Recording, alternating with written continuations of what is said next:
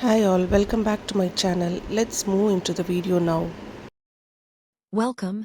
Today, we're diving into operator and expressions, a key part of programming that helps us manipulate data and control how our code behaves. This session comes from Unit 2, and it's all about understanding the building blocks that make our programs work smoothly.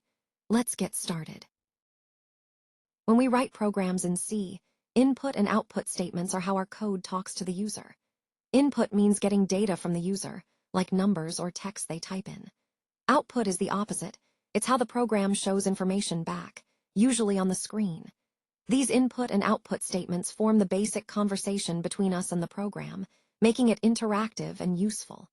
They're the foundation for any program that needs to exchange information with a user. Here, we see a diagram that breaks down the core components of our topic. It's a visual map, helping us connect the dots between different ideas. As we move forward, this will guide our understanding, showing how each part fits into the bigger picture. Keep this structure in mind, because it's the framework we'll return to again and again. Let's talk about input statements, the way we get data from the keyboard into our programs. The most common functions you'll see are scanf, getchar, and fgets. Today, we're focusing on scanf. It's used to read formatted input, which means you tell it exactly what type of data to expect. The basic syntax looks like this: scanf, followed by a format specifier in quotes, and then the address of the variable where the input will be stored. It's a fundamental tool for interactive programs. Here, we see a simple example of how to read and display a user's age in C. First, we declare an integer variable called age. Then, we prompt the user to enter their age using printf. The scanf function reads the input and stores it in the age variable. Finally, we print the age back to the screen. This basic input-output pattern is fundamental when working with user data in C programs. Let's imagine the user types in their age, say 20. What happens next? This slide is all about how the system processes that input. It takes the number, understands it as the user's age, and then uses it to guide what comes next in the program. It's a simple step, but it's where the interaction really begins to take shape. Format specifiers are how we tell C what kind of data we're working with.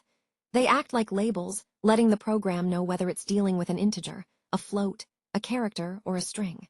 For example, %d is for integers, %f for floats, %c for single characters, and %s for strings. When we use scanf, we include these specifiers to read input correctly, matching the variable type we want to store. This is fundamental for handling data safely and accurately in C. We can read more than one value at a time using a single scanf call. Here, we declare two integers and then we prompt the user to enter two numbers.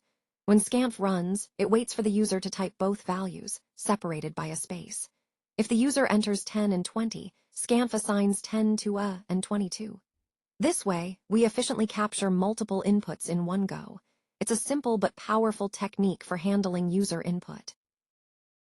Let's talk about getchar. It's a simple function that reads just one character from the keyboard. Here, how it works. First, we declare a variable to store that character. Then, we prompt the user to enter something. When they type a letter, say, a getchar captures it. Finally, we print out what was entered. It's a basic way to get input, one character at a time, perfect for simple interactions, or when you want precise control over what's typed. Let's talk about fgets, a function we often use to read a line of text or a string from the user. Here's a simple example. We declare a character array to hold the input, then prompt the user to enter their name. Using fgets, we read the entire line, including spaces, safely into our array. So if the user types Ravi Kumar, fgets captures the whole name, not just the first word. It's a reliable way to handle string input in C. When we want to show information on the screen, we use output statements. These are the commands that actually display data for us to see. The most common ones you'll come across are printf, pachar, and puts. Each serves a slightly different purpose, but they all help us communicate results, messages, or any kind of text output. Understanding these functions is key to controlling what your program says and how it looks on the screen. Let's talk about printf, the most commonly used function for output in C programming. It's how we display information on the screen. Here's a simple example. We create an integer variable called age, set it to 20, and then print it using printf. The output reads, age equals 20. But printf can do more.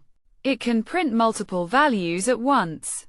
For example, two integers a and b, with values 10 and 20, print together as or equals 10, b equals 20. It's straightforward and powerful. Let's talk about Putchar. This function displays just one character at a time.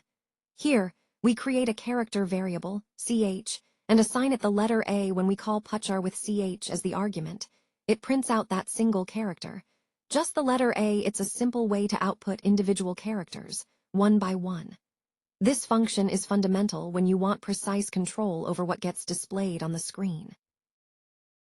Let's talk about puts. It's a simple function that prints a string and then adds a new line automatically. Here, we have a character array named welcome. When we pass that to puts, it displays the word and then moves the cursor to the next line. So the output you see is just the word welcome, followed by a line break. It's a handy way to print text cleanly without worrying about adding the new line yourself. Escape sequences are a way to include special characters inside strings, things you can't just type out directly. For example, \n creates a new line, letting your text break where you want it. \t adds a horizontal tab, which helps with spacing. Then there's \b for backspace, and \/ to actually show a backslash. To include quotes inside strings, you use \ for double quotes and \ for single quotes. These little codes keep your text clear and precise. Let's look at a couple of simple examples using the print function. First, when we write print with hello \n world, the output prints hello, then moves to a new line and prints world right below it. The \n is what creates that line break. Another example uses a tab character, print with name, \t Ravi, which outputs name, followed by a tab space, then Ravi. These special characters help format text neatly in the output. Here we have a simple C program that adds two numbers. First, it asks the user to enter two integers. Then, it reads those numbers from the input, adds them together, and stores the result. Finally, it prints out the sum. This example shows the basic flow of input, processing, and output, a fundamental pattern in programming that we'll build on as we go. Here, we see a simple example of entering two numbers, 10 and 20. When we add them together, the sum is 30. This slide shows the basic execution of a program that takes input, processes it, and delivers a clear result. It's a straightforward demonstration of how input and output work in practice. Let's talk about how we handle input and output in C. When using scanf, we usually need to pass the address of a variable. That's why we use the ampersand before the variable name. But with printf, we just pass the variable itself. For input, we have scanf for formatted data, getchar for single characters, and fgets for strings or lines. On the output side, printf handles formatted output. Putchar prints one character, and puts outputs a whole string. This slide sums up these key functions. Let's talk about operators in C. An operator is a symbol that tells the compiler to carry out a specific action on one or more operands. For example, in the statement sum equals a plus b, a and b are the operands, the values we're working with. The plus sign is an arithmetic operator, telling the compiler to add those values. And the equals sign is the assignment operator, which stores the result in sum. Operators are the building blocks of expressions in C. Let's talk about arithmetic operators, the basic tools we use to do math in programming. They let us add, subtract, multiply, and divide numbers. There's also the modulus operator, which gives us the remainder after division. These operators are the foundation for all kinds of calculations, from simple sums to complex algorithms. Understanding how they work helps us manipulate data and solve problems efficiently. Here, we're looking at some basic arithmetic operations in C using two integers, 10 and 3. When we add them, the result is 13. Subtracting gives 7. Multiplying gets us 30. Dividing 10 by 3 results in 3, not 3.33, because we're working with integers. The division operator gives the quotient only. The modulo operator, represented by the percent sign, gives the remainder, which in this case is 1. This distinction is key when working with whole numbers. Relational operators help us compare two values and decide their relationship. In C, these comparisons always give us a simple answer, true or false, represented by 1 or 0. For example, we can check if two values are equal, not equal, greater than, or less than each other. We can also test if one value is greater than or equal to, or less than or equal to another. These operators are the foundation for making decisions in our code. Here, we have a simple example showing how comparison works in code. We set it to 10, b to 20, and then print the result of a less than b since 10 is less than 20. The output is 1, which means true. It's important to know the difference between a single equals sign and a double equals sign. One assigns a value, the other compares two values. This distinction is crucial in programming. Logical operators help us build more complex conditions by combining or reversing simpler ones. The AND operator, written as double ampersands, checks if both conditions are true at the same time. For example, a greater than 5 and b greater than 5. Then there's the NOT operator, which flips a condition's truth value if something is true, not makes it false, and vice versa. These tools are essential for controlling the flow of decisions in our code. Here, we're looking at a simple example of the logical AND operator, the double ampersand. Both conditions have to be true for the whole statement to pass. In this case, age has to be at least 18 and also no more than 60. Since our age is 25, it fits perfectly within that range. That means the program prints eligible. This shows how logical AND helps us check multiple conditions at once. Both must be true to move forward. Here, we're looking at a condition that checks if at least one part is true.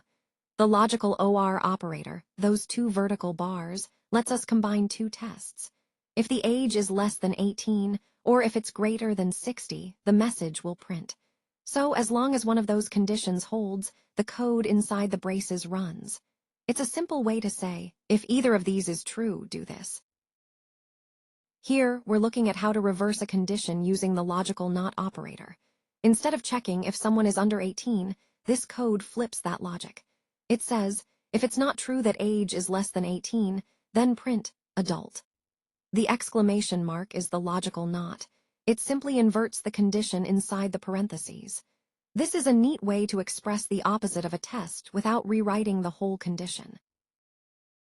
Let's talk about increment and decrement operators.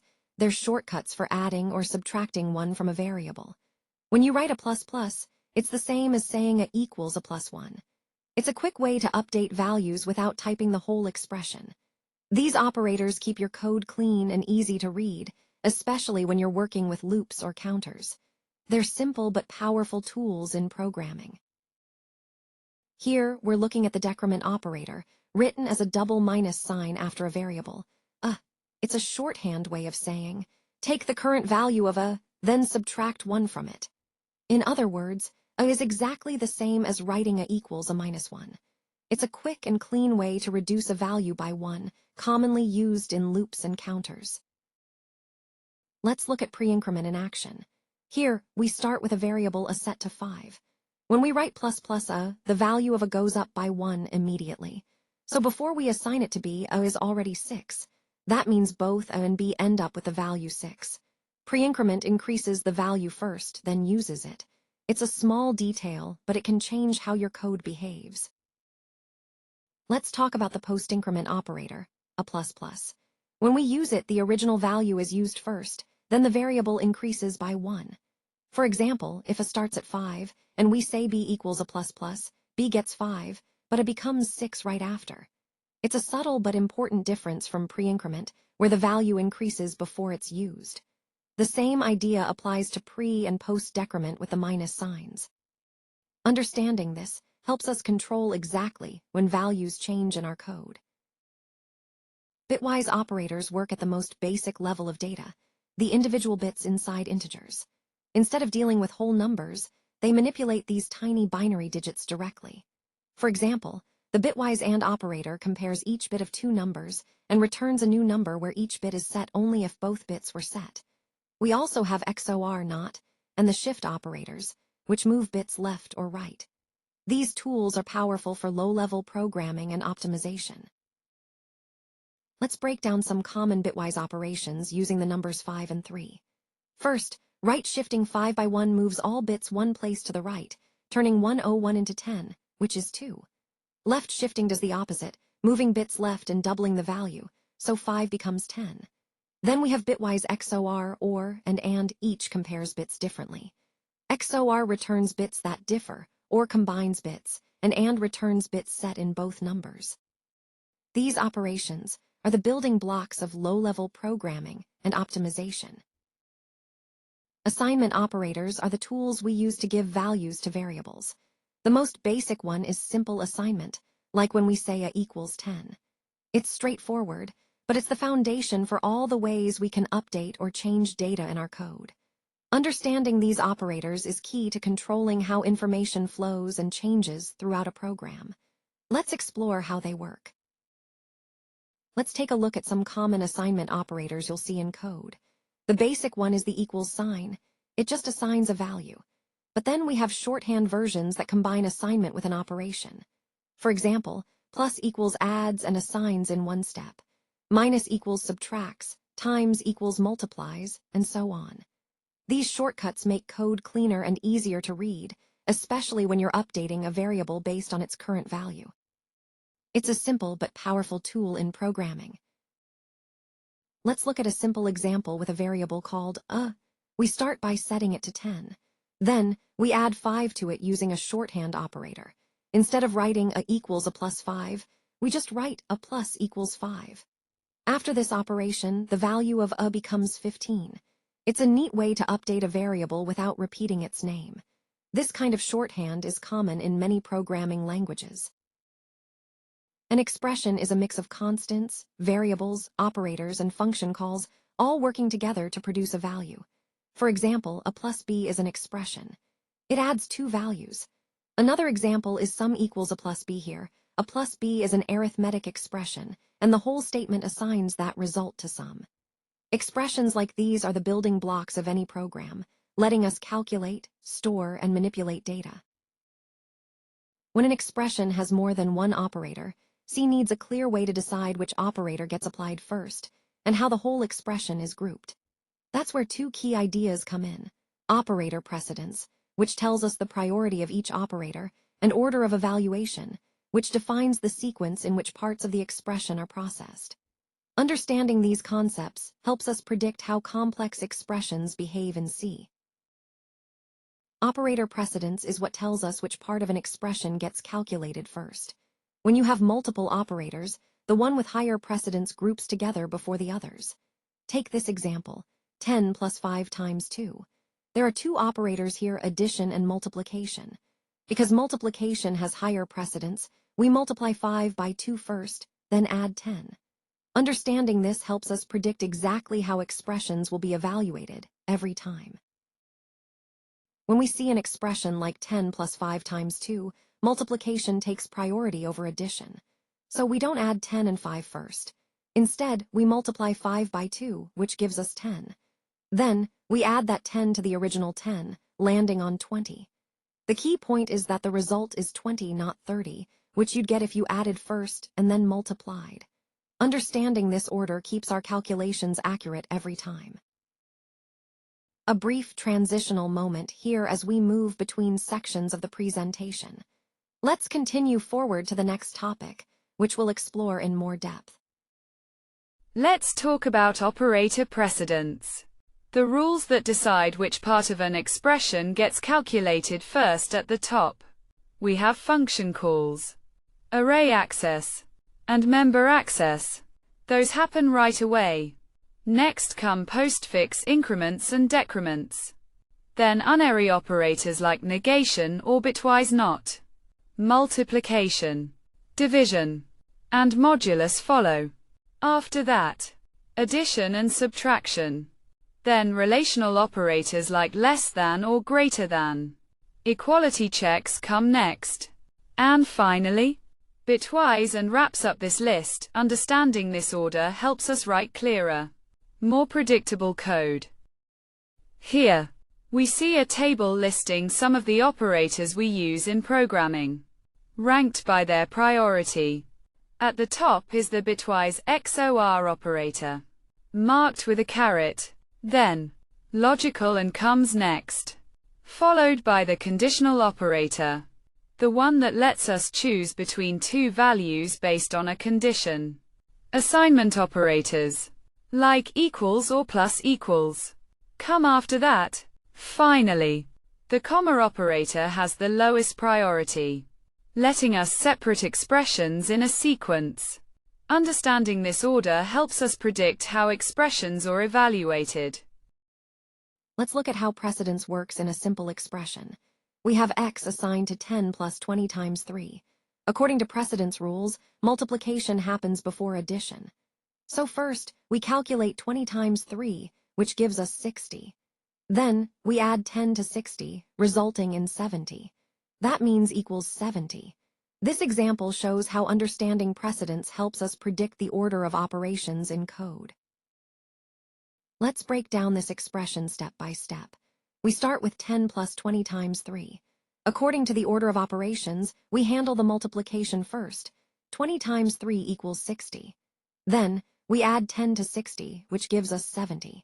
This flow shows how following the right sequence in calculations leads us to the correct result, avoiding common mistakes. It's a simple example, but it highlights the importance of order in math. A brief transitional moment here as we move between sections of the presentation. Let's continue forward to the next topic, which we'll explore in more depth. Parentheses are a powerful tool when we want to control the order of operations in an expression. Take this example. Int x equals open parenthesis 10 plus 20 close parenthesis times 3. First, we add 10 and 20 to get 30. Then, we multiply 30 by 3, which gives us 90. Without parentheses, the multiplication happens first, changing the result entirely. So, parentheses have the highest priority. Use them whenever you want your intended grouping to be crystal clear. Let's look at a simple example to understand associativity. We start with the expression 20 minus 5 plus 2. First, we subtract 5 from 20, which gives us 15. Then, we add 2, resulting in 17. So the final value is 17. When operators share the same precedence, like subtraction and addition here, associativity tells us how to group them. Both have left-to-right associativity, so we evaluate from left to right, subtract first, then add. This is key to getting the right answer. Let's look at how assignment operators work when chained together. Here, we start with a simple assignment, a equals 10. But when we write a equals b equals c equals 10, it's not just a list of assignments. The key is that assignment operators associate from right to left. So we first assign 10 to c, then b gets the value of c, which is 10. Finally, a gets the value of b. It's like a domino effect, moving right to left. This right-to-left associativity keeps everything clear and predictable. Order of evaluation is all about when each part of an expression actually gets processed. It's easy to confuse this with precedence, but they're not the same.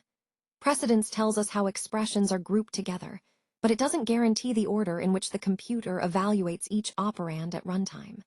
Understanding this difference is crucial, because knowing the order of evaluation helps us predict how our code will behave when it runs. Let's look at an example with two function calls combined using the plus operator. Conceptually, it looks like f1 plus f2. Straightforward enough. But in C, things aren't that simple. The language doesn't guarantee which function runs first. It could be f1, or it could be f2, unless the language explicitly defines the order. You can't assume any sequence. This subtlety is key to understanding how expressions evaluate in C. A brief transitional moment here as we move between sections of the presentation. Let's continue forward to the next topic, which we'll explore in more depth. Let's take a closer look at this example with the increment operator. We start with a set to 5. Then b is assigned the value of a plus plus plus 10. Because the postfix plus plus has high precedence, the current value of a which is 5 is used first. So 5 plus 10 equals 15. After that, a is incremented by 1, becoming 6. So in the end, b holds 15, and a has moved up to 6. It's a subtle but important detail in how increments work. Let's talk about a common pitfall in C programming, writing expressions that modify the same variable multiple times without a clear order. For example, something like I equals I plus plus plus plus I, or printing I plus plus twice in the same statement. These can cause undefined behavior, which means the program might do anything, and that's never what we want. Instead, keep it simple. Increment I on separate lines. This way, the code stays clear, predictable, and safe. Avoid confusing expressions like these. When we talk about order of precedence, we're looking at the rules that decide which part of a statement takes priority. It's like a hierarchy for operations, guiding us on what to evaluate first, second, and so on. Understanding this order helps us avoid confusion and ensures our expressions work exactly as we intend. It's a fundamental concept that keeps everything running smoothly behind the scenes. Control statements are what guide a C program's flow. They decide which parts run, when, and how many times. Without them, a program would just run straight through. No choices, no loops, no branching. We mainly divide control statements into a few key types, each shaping the program's path in its own way. Understanding these is crucial to making your code dynamic and responsive. Let's look at a simple example of decision-making in code. Here, we have a variable called age set to 20. The if statement checks if age is greater than or equal to 18. Since that's true, the program prints eligible to vote. This shows how an if statement lets a program choose what to do based on a condition. It only runs the code inside the block if the condition is met. This is the foundation of decision-making and branching in programming. Here's a simple example of an if-else statement in action. We start with a number, 10 in this case. The code checks if the number is even by using the modulo operator.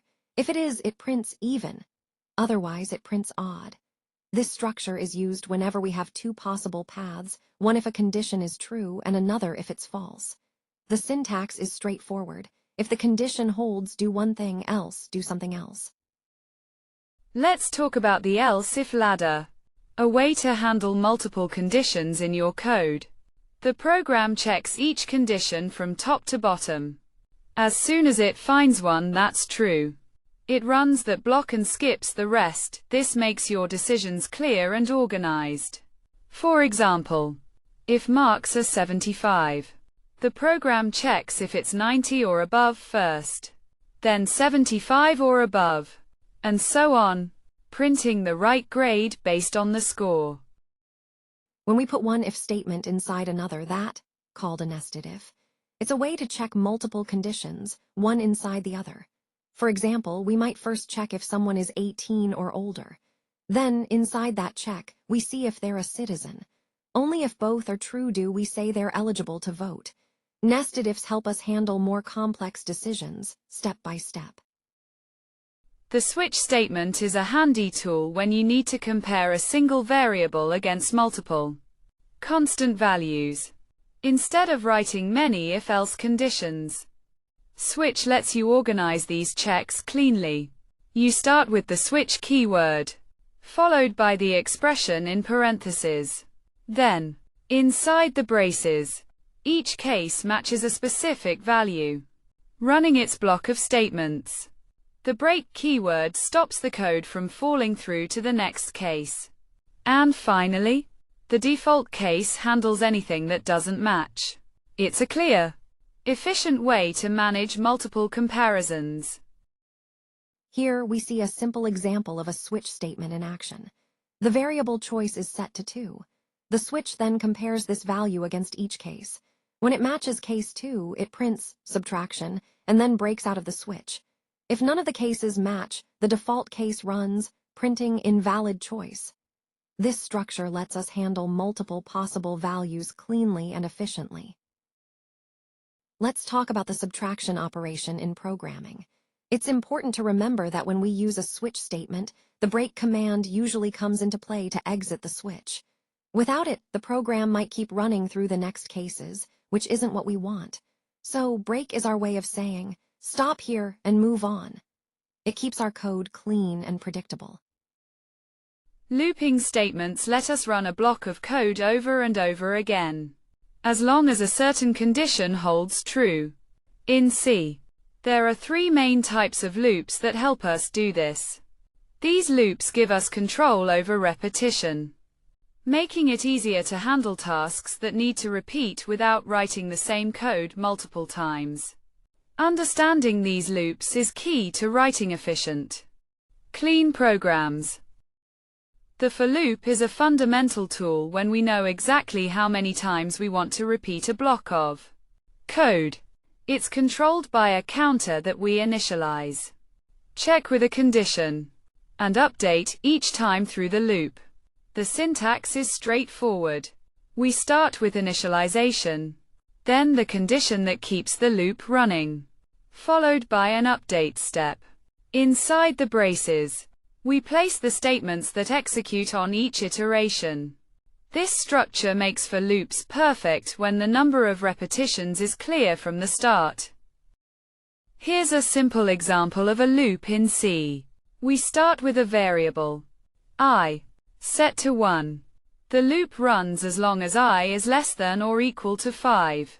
Each time, it prints the current value of I, then increases I by 1. The result is a list of numbers from 1 to 5, each on its own line.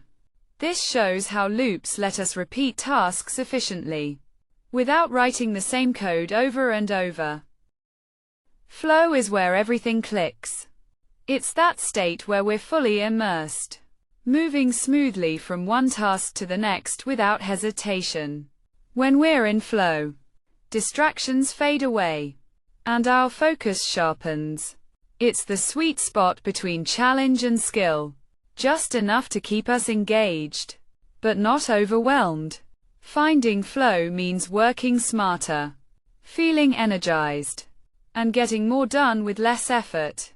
Let's explore how we can create and sustain that powerful momentum. The while loop starts by checking its condition before it runs any code inside the loop. Because it tests first, we call it an entry-controlled loop. If the condition is true, the loop body executes. If not, it skips the loop entirely. The syntax is straightforward. You write while, followed by the condition in parentheses, then the statements inside curly braces. This structure keeps the loop running as long as the condition stays true. Here, we have a simple while loop in C. It starts with I equal to 1, and as long as I is less than or equal to 5, it prints the value of I, then increases I by 1. The output counts from 1 to 5, each number on its own line. One important thing to remember, if the condition is false right from the start, the loop won't run at all. This means the code inside the loop might never execute if the condition isn't met. The do-while loop is a bit different from other loops because it runs the code inside the loop first, then checks the condition afterward. That's why we call it an exit-controlled loop. The loop always executes at least once before deciding whether to continue. The syntax starts with the keyword do, followed by the statements inside curly braces, and then the while keyword with the condition in parentheses. This structure ensures the loop body runs before the condition is tested. Here we see a simple do-while loop in action. It starts by setting I to 1. Then, inside the loop, it prints the current value of I and increments it. This process repeats while I is less than or equal to 5. Notice the output, numbers 1 through 5, each on its own line. The key point here is that the do-while loop always runs at least once, even if the condition is false right from the start. This makes it unique among loops. Let's break down the differences between for, while, and do-while loops' 3 fundamental ways to repeat actions in programming. Both for and while loops check their condition before running the code inside, so they might not run at all if the condition isn't met. That's why they're called entry-controlled loops. The do-while loop is different. It runs the code first, then checks the condition, guaranteeing at least one execution. Each loop fits different needs, from known counts to condition-based repetition. Let's talk about the break statement. It's a way to stop a loop or a switch statement right away, no questions asked. In this example, we loop from 1 to 10, but the moment the number hits 5, break kicks in and ends the loop. So instead of printing all the numbers, it stops at 4. Break gives us control to exit early when a certain condition is met. It's simple but powerful. Let's talk about the continue statement in loops. When the program hits continue, it skips the rest of the current loop cycle and jumps straight to the next one. For example, in a loop counting from 1 to 5, if we tell it to continue when the number is 3, it won't print 3 at all. Instead, it moves on, printing 1, 2, then skips 3, and continues with 4 and 5. It's a handy way to skip specific cases without breaking the whole loop. Let's wrap up with nested loops. That's when you put one loop inside another. Here, the outer loop runs 3 times, and for each pass, the inner loop also runs 3 times, printing stars in a grid. Nested loops are powerful for working with multi-dimensional data or creating patterns like this. That's nested loops in action. Thank you for watching my video. Please do like, share and subscribe my channel for more videos.